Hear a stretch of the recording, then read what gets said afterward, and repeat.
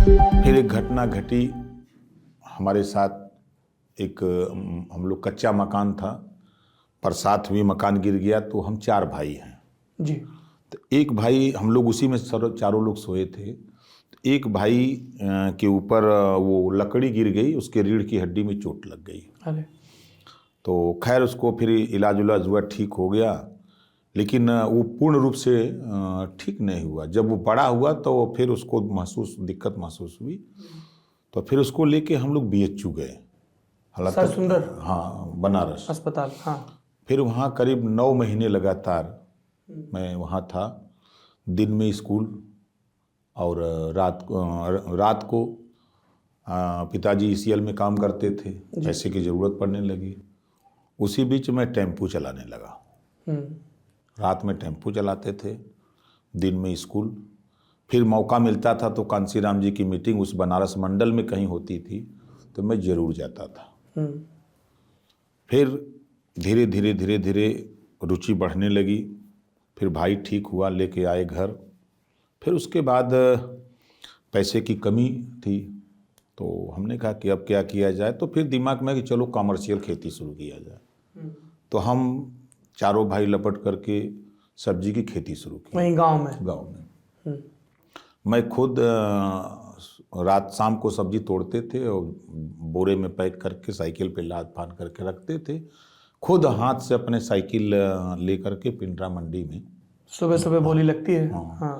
तो वहाँ आते थे, फिर वहाँ सब्जी बेच करके फिर बैग जाते थे। 4-5 महीने के बाद हमको लगा कि हम 4 भाई हैं, आमदनी कम हो रही है, पैसे की ज़रूरत ज़्यादा है।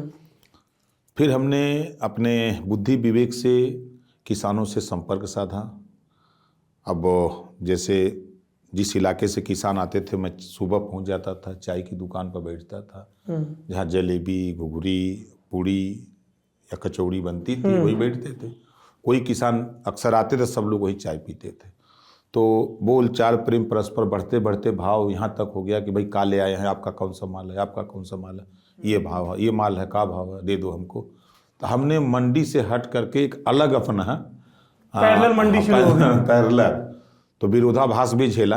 हाँ। खैर हम अपने काम में सफल हुए।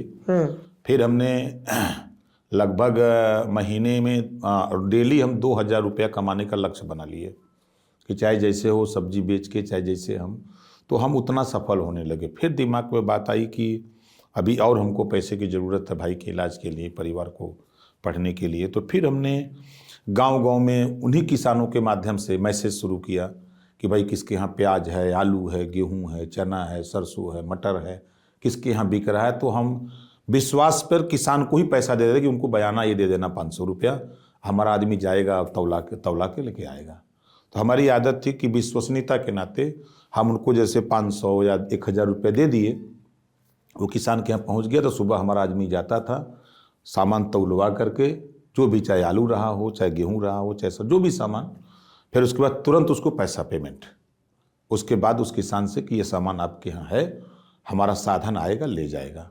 तो उसमें हमारा आदमी जाता था, फिर वो सामान ला करके फिर मार्केट में हम सेट किए हुए थे कि भाई आलू इनके यहाँ सप्लाई करेंगे, प्याज उनके यहाँ देंगे, गेहूं उनके यहाँ देंगे।